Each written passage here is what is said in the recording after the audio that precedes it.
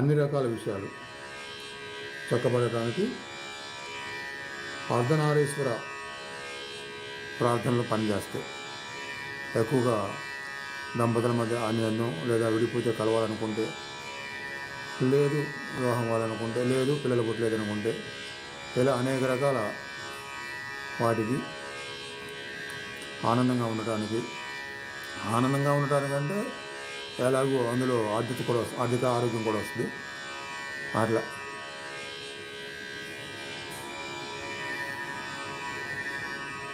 అర్ధనారీశ్వర వింటూ ఇద్దరిని కలిపి మనసులో ఉంచుకోండి. రూపదర్శనం మహాశివుడు, పార్వతి అమ్మవారు.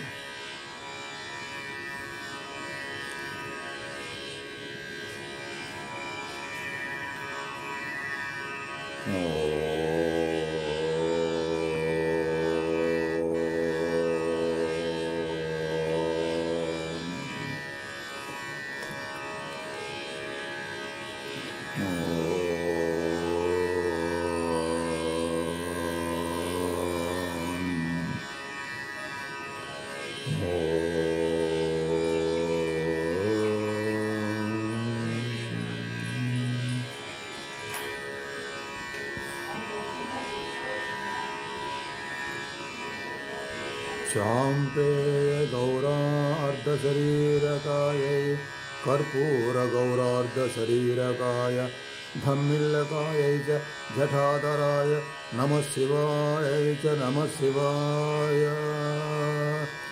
कस्तूरिका कुङ्कुमचर्चितायै चितारसः पुञ्जविचर्चिताय कृतस्मरायै विकृतस्मरायै नमः शिवायै च नमः शिवाय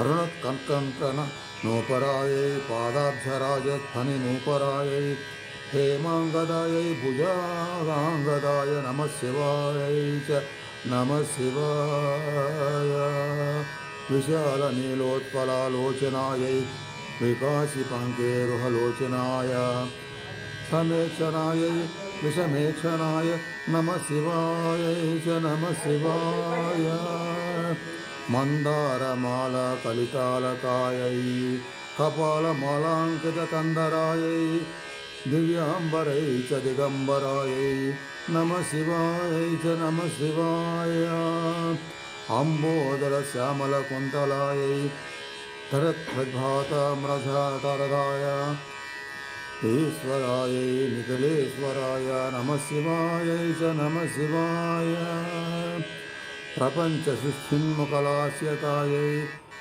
समस्तसंहारकताण्डवाय जगज्जनन्य जगदेकपित्रे नमः शिवायै च नमः शिवाय प्रदीप्तरत्नोज्ज्वलकुण्डलायै पृन्नहापन्नकभूषणाय शिवान्वितायै च शिवान्विताय नमः शिवायै च नमः शिवाय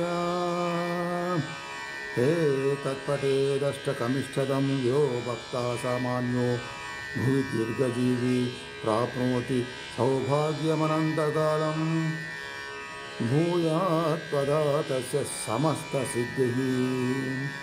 इति श्रीमच्छङ्कराचार्यकृत अर्धनारीश्वरस्तोत्रं सम्पूर्णम्।